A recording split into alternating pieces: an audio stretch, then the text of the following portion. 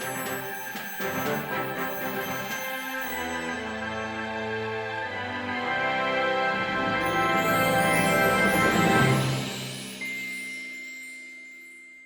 here we go again. So this is the North Film Festival right here in Stockholm. This is my beautiful filmmakers that couldn't make to Stockholm, but they are by heart with us here in Stockholm and Orsta. So I'm happy to have them. We're gonna start. So guys, please introduce yourself. Tell us about the name of your film and a little bit about your film, and then we get it from there. Okay, from Arantxa, David, John, Theo, Monika, Ted, Walter, and Molly. Okay, so Arantxa, there you go. Hi, everybody. My name is Arantxa Vela. I work in National Spanish Television, normally as a journalist, cultural journalist, making reports about theater. And in this case, this documentary that I present here in this festival was produced by the Performing Arts Academy of Spain, because the Academy wanted to make kind of director's notebook, visual director's notebook about how is the rehearsal process of Lluís Pascual, that in this case is one of our best theater directors in Spain. So this is what the documentary is about. Hi, I'm John Vamvas. I'm Olga Montes. We are very, very proud to work with the chief TNFF there. Darwin, you're amazing, what you do with the festivals and your films, and it's such a pleasure for us to know somebody like you. And we're Xpendable. Huh? And we have the logos there. Yeah. Sure. Oh, here. There There we you go. I don't know if you can see There you the go. logo. You have them? We are very proud. This is our first film for us. This is a play that we wrote and toured across Canada and the United States back in 1996, and we're a husband and wife team. We're that old. We write plays and tour them all over North America. And we had a midlife crisis and said, "Oh my God, we need to do something creative." And so we said, let's turn, this was a play that was our most successful play on tour, just because it's a comedy. So it's a dark comedy, and it did really, really well in the festival circuit. So we said, why not turn it into a film? Did very well also in theater. She's from Spain originally. I'm Greek background, but we wrote about an Italian mobster. And we're in Montreal. We're calling from Montreal. We're from Montreal. Nice to meet you all. Nice to meet you. Hi, I'm David Zimmerman. Hey, I am from California, and I produce and create the Meet the Biz workshops for performers with and without disabilities. It's bringing everybody together. And during the pandemic, I did 350 interviews online. And wow. The other thing that I did was this film called Honey Bunny, which is a relationship that I wish I had. They were together for 16 years, and it's this beautiful little love story. It kept me going. Actually, I would watch it every morning because I would wake up and it would lift me up during the pandemic. And it's about these two beautiful people who happen to have Down syndrome, Blair Williamson and Susie Q. Shallard. Ted? And I love being here. Thank you. Thank you, David. Where is Ted? Hey, everybody. Can you hear me? Yes. Hey, my name is Ted Efremoff. I'm really an artist, but I've been kind of, the film bug has bit me a little bit, and this is maybe like my third documentary feature length film that I've made. Really haven't considered myself a filmmaker until the North Film Festival came calling and said, "You're worthy," you know. So I want to thank Darwin and the North Film Festival. It's been really an amazing experience because you guys are so on point. You send an email like every day. Everybody's very aware of what is going on, all of the planning that you're doing, your communication. I applied with this film to like 50 festivals, and you guys are the best. So the film is called A Refugee's Guide to Rome. I grew up in the Soviet Union, and in 1980, at 16 years old, I Mr. Hassett, Ted, Hello, Mr. Mr. Hassett, our Hassett. host. Hi, you guys. Hiya. Hi. Right, we missed them. Yeah, we miss you all.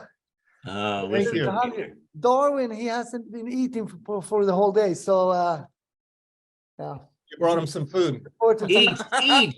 eat for it. Thank you. Hey, Ted, sorry, it's a little bit urban interview, so don't be afraid. Okay, continues. Yeah, you do the guy too wrong. Yes. Yeah, so I grew up in the Soviet Union at 16 years old. My family was moving from Moscow to Philadelphia in the US. And as a 16-year-old kid, I got to see Rome for a month, and I walked all around Rome, and just really, it was quite mind-blowing coming from Moscow to Rome and just seeing the grandeur, and you can walk in any direction and see amazing things, you know. So I always kind of harbored this desire to make a film about Rome and about people traveling to Rome or through Rome. And then I went to Rome in 2018. I wrote an email to the Joel Nofumo Refugee Center, and I said, I'm looking for somebody that just came and speaks English and can tell me their story. And I found this guy, Joseph Peters, and Emilio Suraci is a filmmaker in Rome, helped me film the film. And basically, Emilio, myself, and Joseph made the whole film. Ah. Wow. So we continue with Theo. Hello, my name is Theo. I am basically a theater director, but in 2021, I felt like going a bit into movies. So I directed 2 shorts. And here next to me is Daniel, who is the actor and the executive producer of one of the 2 shorts that were selected with the North Film Festival. And we are very happy to be here, and thank you all. Thank you. Walter. Hi, good evening. It's morning here. I'm in Medford, Oregon, and I'm so proud to be selected for this film festival. And like was said before, your communication is just off the charts. I mean, it is the best I've ever experienced, and I really appreciate it. My film is Xpendable, and it's based on a public domain short story, a 10-page short story by Evan Hunter. Evan Hunter went under several names, but he wrote the book that Blackboard Jungle was based on. Be familiar with that? It put Sidney Poitier on the map. Also, he was the screenwriter for The Birds. But I found this short story called The Last Spin, which I found extremely fascinating. But it had been done before. If you go on YouTube, people have already done that. So I wanted to do my own take on it. And instead of the confrontation being between 2 15-year-old boys, I wanted it to be a generational thing, and a thing between a man and a woman. So I wanted to add a Black comedic element to it, which is not in the original short story. So anyway, so that's my film. I wanted it to be a period film. I was lucky enough to have friends who have a lot of nice old cars. So I tried to make it look as authentic as possible for the period, 1957. It's in black and white, and everything should be period. So anyway, I hope you all enjoy it if you get a chance to see it. Thank you. Thank you. And Monika, where are you, my dear? Hey, son, I'm here. Hey, we don't I see haven't done you. Zoom. I know, it's probably just my photo. Oh, I could do my photo. The camera's not working right now, but this is very exciting. Thank you so much for this opportunity. Wow. You guys have done a great job, you know, bringing us together, the ones that can't make it there. I would love to have been there. I am part Swedish. My mom was born in Stockholm, Sweden, and this means a lot to me to be part of your festival. no. And it's very awesome. So you have Escape in there, and Escape is about a woman who escapes prison in an effort to prove her innocence. And I wrote it before the pandemic, and then the pandemic hit. And then I had to sort of make a lot of adjustments in the script and the locations and getting the actors together safely in a healthy environment. It was very interesting. I had collaborated with a lot of different artists, and it was a really awesome experience. And I'm so excited to be part of the festival and to hear and meet everybody. Thank you, Monica. And now our last one, but no least, Molly. Hello. Hello. It is 1 degree in Colorado right now. My name is Molly Jacobs, and I helped produce the film that's called Metamorphosis, Aurora, 10 years later. It's about how the Aurora community has recovered after the Century Theater shooting that happened during the Batman film in Aurora, Colorado. And I'm really proud of it. I'm very proud of the directors and the work they did. And I'm so excited to be part of this festival. Thank you so much for having me, Darwin. Thank you, Molly. No, we're happy to. I'm happy to have all of you. So much talent. It's just unbelievable. You know, like I said, I just want to be a good filmmaker like you guys. I'm on my way. I'm trying. So, hey guys, let me, because we have a very short, I just want to give you a taste, you know, of what's going on here. And, you know, because I emailed to many people who want to be part of this, and you guys were the only ones who replied. So this is great. We're going to be more, but, you know. Where's Edward? Edward is right here. He's having a blast, you know? Yes. You know him, yes. Give him a big kiss from us. Yes, I will. A wonderful person. A Real wonderful. gentleman. You said it, Lisa. Edward, we met at another film festival where we were showing the film, and that's what I love about all these festivals, and especially like that you've given us the chance to come together, because we've met so many amazing people thanks to the festival, like filmmakers, and learned and seen like incredible things. Yeah, real people, real artists. It's really, it's amazing. Yeah. Nobody above the clouds, you know, everybody just like. And like what you said, like learning, we're all learning, like it's our first film, and the more we see, take, and it was amazing. And because like somebody said, we did this also during the pandemic, and so we shot this, and in Montreal there were lockdowns, there were like curfews, it was crazy, and so everybody was like with the masks, we were only allowed 10 people in the room at a time, and so like everybody, like just 10 people, including the actors, so everybody had to do, like, we couldn't even have a stills photographer. There were people like the boom guy had a camera hanging and was taking pictures when he wasn't holding the boom. We shot 116 pages in 10 days. Oh, wow. Whoa. Yeah. We're the two actors. And then like even the editing process, we never met the editor until months later. We sent him the hard drives, and then it was just Zoom meetings and sharing the screen and saying, do this, do that, change this, change that, and like months of this. And then finally, I think after like 7 months, we met him, like in person. So it's crazy how the pandemic like changed so much. The pandemic, it's fun. But the pandemic made us be able to like do so many things, even though we're not together, just like this.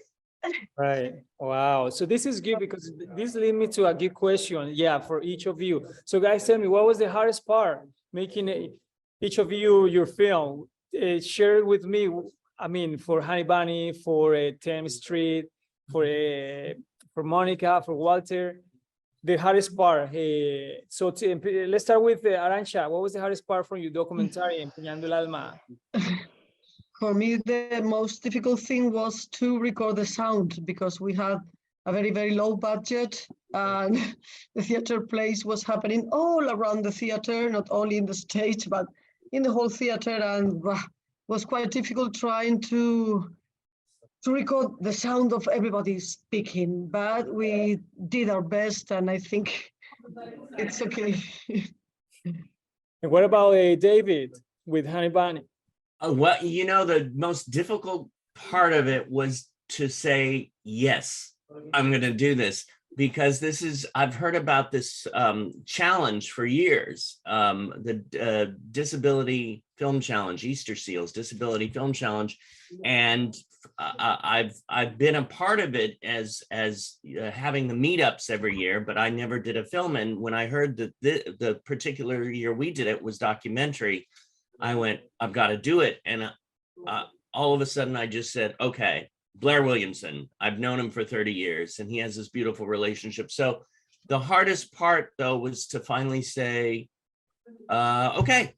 But then once we did it, it all came together. I mean, I had footage from before, and the director, who was 14 at the time, had footage, and then we took more footage while we were there. So during the pandemic, and then in 5 days, boom, boom, boom, we did it in 5 days. Wow. And had original score and original song from Chris Hendricks, who is an amazing artist. And if I have to go there too, he also happens to have cerebral palsy. So it's a mix of all different people working together and creating magic and love. What about Theo? Theo. Well, actually, about 10 Autumn Street, the most difficult thing was to squeeze everything in 3 nights of shooting, and that was pretty much all. But because otherwise it went very smoothly and very happily. But with Joanna's Kitchen, it was a very funny story, the experimental short. We shot it in 1 day, in 12 hours, and after like 1 hour, the camera stopped working. And the guy from in charge with the sound and together with the DOP, they looked into the camera, and after like half an hour, they were like, we sorted out, now it works. And they started to shoot again. On the video assist, which was a TV monitor, the image was perfect. So we shot for the next 11 hours, believing that the camera was okay. And when the material was downloaded in the computer, what we noticed was the whole image was the size of a stamp, like this. Oh, yeah. Yeah, because the camera worked, but it did the image so compressed that it had like 4 pixels. I don't know. And we were desperate. Of course, we zoomed in to enlarge the image, but the resolution was like, excuse my French, shit. And me and the editor were like, what are you gonna do? What are you gonna do? And then we invented all those glitches and special effects, meaning like we want it like that. It's bad because we wanted to be bad. But actually it was an accident during the movie, during the shooting, and that's how we managed to cope with it. Filmmaking, guys, that's part of the business. Even when the festival is the same, there are mistakes. It happens a lot of stuff that you guys don't want to know. So what about Ted? Tell me about what was the hardest part in making your documentary? Well, for me, the hardest part was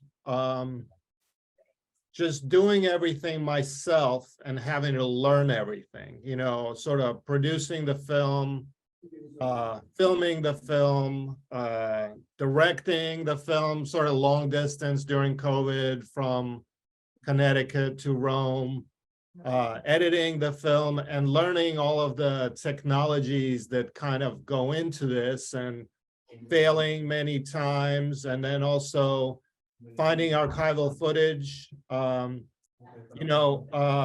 but the story, I felt Joseph's story was so powerful that it had to be told. So that kind of drove me for 4.5 years to do this. And I'm happy that it's getting some exposure now. Nice, wonderful. What about Molly? Tell me. Okay. So you'd think that this film would be harder to put together because we've got the ballerinas, we've got the stop motion animation in it, and all these different moving parts. But it was actually the music that was the toughest part, because when we started shooting this, we struggled with getting the rights for certain songs. One of the directors had her heart set on a specific song, and then we just couldn't get the rights for the song. So we had to rework what we were doing, and we had to have the ballerinas dance to a different track. And then editing became more difficult just because trying to get the dancers to match with the music that was recorded the day that we showed this live, because we had a live premiere of this film on the 10-year anniversary of the Century Theater shooting for the survivors of the shooting. And we had the dancers there live, and then we were also showing the video. but we didn't get the music until they recorded it at the live event. So it was, the music was definitely the hardest part, and I never thought I would ever say that on any film, but that's what it was for this one. Yeah, for sure. So we got Walter. For me, the hardest part was just finding a location. I was turned down 6 times. I wanted it to be dark and a moody location, industrial. And I went to various industries, warehouses. There's a lot of fruit grown in this area. So cold storage warehouses for pears, for apples, and nobody was interested. And finally, there's a lady named Linda Donovan that owns an old historic building downtown. It's an old warehouse, old by Oregon standards, built in 1923. Anyway, it was the perfect location because she does processing, bottling for the local vineyards. So it had hundreds of barrels in it, and it looked fantastic. And she was very gracious. Said, "Yeah, come on in." And so, yeah, and that was probably the first place I wanted to go. But I thought, I mean, she has a very specialized operation there. She doesn't have room for me running around in there with a cruise, but I should have started with her first. That would have saved me about 6 months of heartbreak. But anyway, yeah. So that's what it was, the location that was most difficult. Wow, Walter. Yes. Hey, Monika, what about you? You are a machine. Hey. You do- What? A yes, machine? Yes, you do this film. Wow. Yeah, I'm very impressed by your film as well. Thank you. Thank you so much. The hardest part was probably directing scenes remotely. So yeah, so I had some actors that were based in Alabama, for example, and it was a challenge. We had to orchestrate the whole thing. I had to make sure that I was there to be present while they were shooting the scene and gave them direction beforehand. We had a lot of meetings prior to the actual film date, and then setting up that location and making sure it was up to my, up to par, what I liked, and the lighting. We had to, we had to check the weather reports because their weather report was a little different than mine. And then it was really exciting. It was really cool. Like, I've never directed remotely before. I've been on remote calls like this before, but I never actually had to direct. But then also I had to make sure the camera was set up, so it wasn't done from that iPhone in that particular scene. And we had another camera that was set up to do the scene, and then we did multiple takes, and then I would review them, and then I selected the best option to insert into the scene. I mean, it was cool. It was exciting, very challenging, and I would do it again. Yeah. So you guys are probably, all of you might be nominated to different categories. I just want to wish you a best luck to all of you. Okay. I guess that filmmaking, what I've been learning. I mean, so far I move quite a lot to festivals. Filmmaking isn't about winning, it's more about participating, meeting the people, like right now, because one person can take you to another person who can do things for you in the filmmaking world. So yeah, I wish you the best. I'm gonna have the last question, which is gonna be very short. I'm gonna give you a walk, show you a little bit filmmakers that we have here. I'm gonna show you a little bit the screening room so you guys know where we are. Okay, show you a little bit of Stockholm. It's the north. Awesome. It's snowing a little bit. So guys, tell me, from beginning to end, how long was the process to finish the film? What we have right now in the festival. Let's start with John. We started shooting. Well, this was a 26-year-old story that we wrote many years ago, and we started shooting when It took a few months of prep.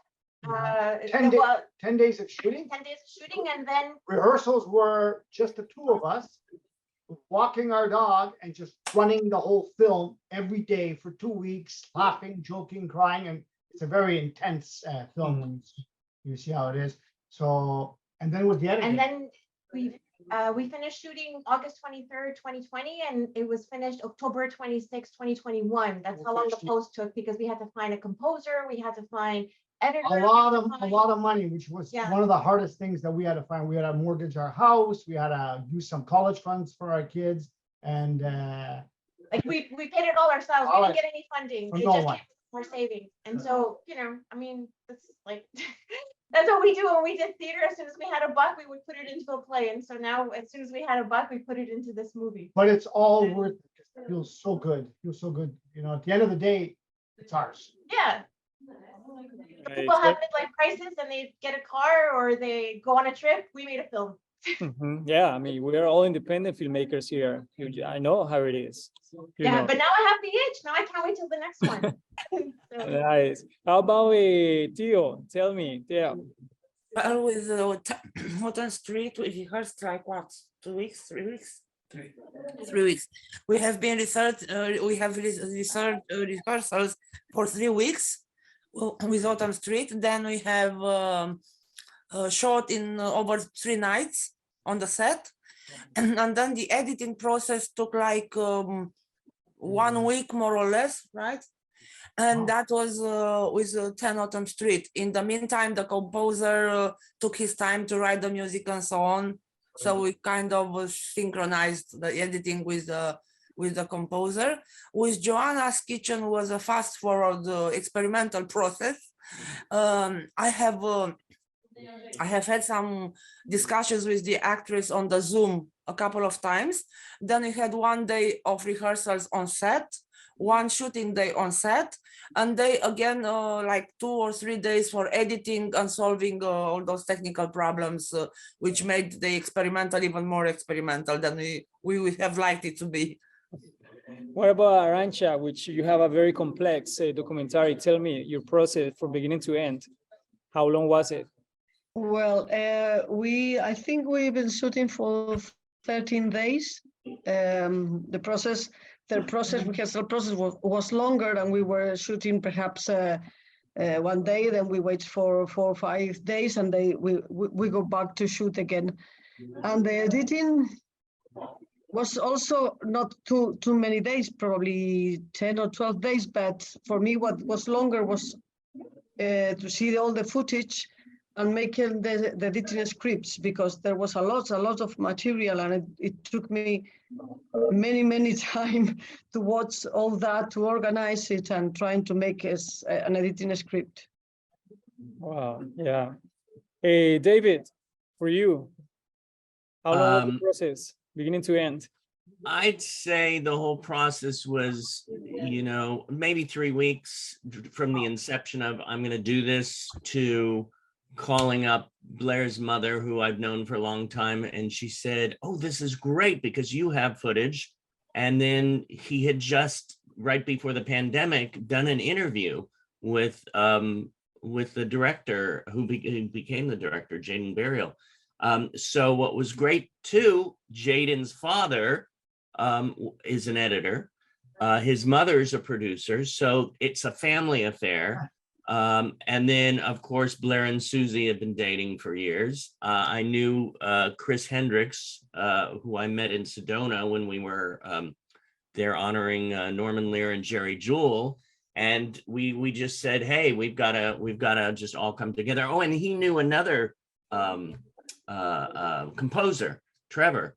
So, and then Heather, you know, it was all in the family. Heather, Chris's wife, did all the production stills and the posters and the graphics. And it was amazing. It showed me how, God, if you just go for it and it's meant to be, it'll just go. Nice. What about Ted?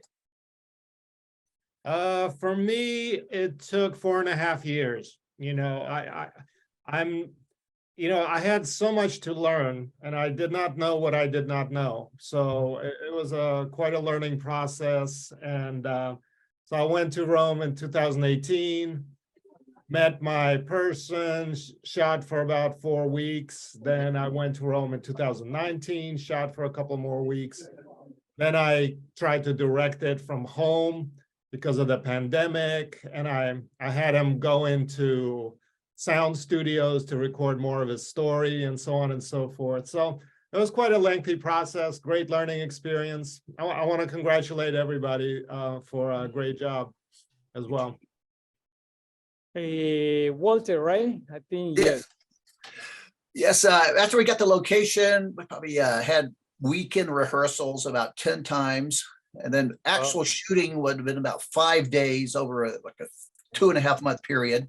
Mhm. Then post-production, I didn't work on it every day, usually on the weekends because of my day job, but probably took about a month for post-production sound. And so it's probably between April and late July of last year. Oh, wow. That's impressive. That's impressive. I think it was longer, the process. Wow. It's a Oh, beautiful thank you. film. Yes. Oh, thank you. I appreciate that. And hats off to Annette, 74 years old. She's never been in a film before, never acted before. And I harassed her for quite a while to be in this thing because I love her voice. I love her personality. And yeah, so we rehearsed with Preston, the lead, like I said, about 10 or 12 times on weekends before we started shooting. So Nice. What about Monika? Yeah, I'm thinking about this one. I would think a couple of years. I mean, I had the idea for such a long time to do this like prisoner film, a short film, that I now want to take it and expand upon a feature film at some point. So there's a lot there that I can further develop. That could take another couple of years, but the short film, I want to say probably 2 years, around there. Hey, Molly, how about? So we started talking about this in November of 2021, and we had a hard deadline of making sure it was done July 22nd, so of 2022, and we had maybe 4 rehearsals with ballerinas and just discussions with the other camera people. We had 2 drone operators and then 2 handheld cameras.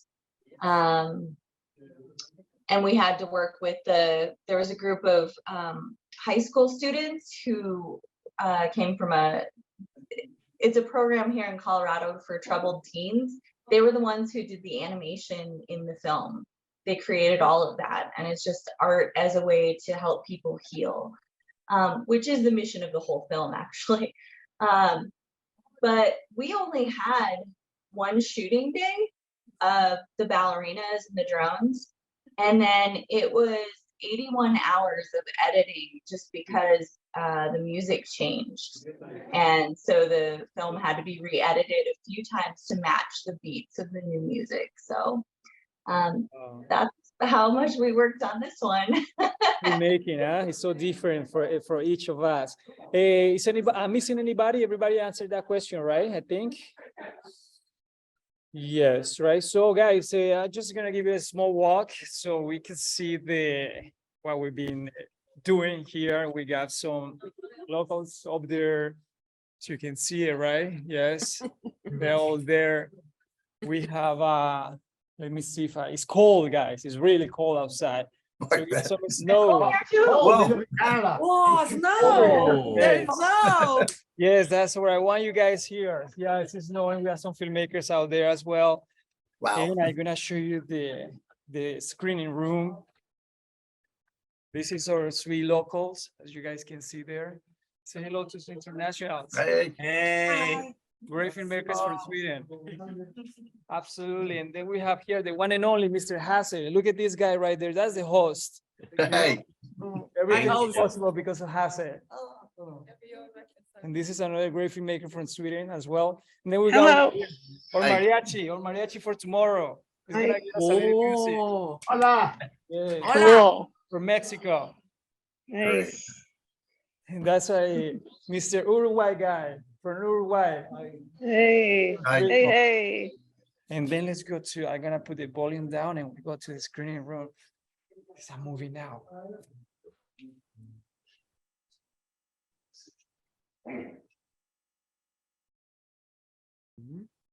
This is the master. This is the master, the technical guy.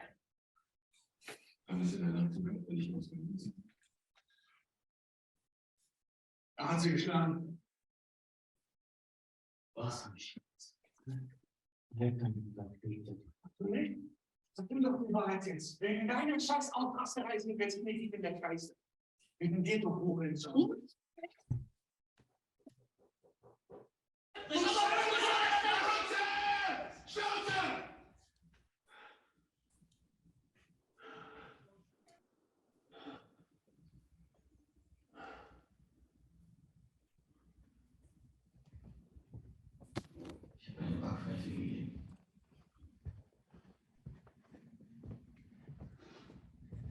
Ja, und sie meinte, es soll eine Backpfeife geben.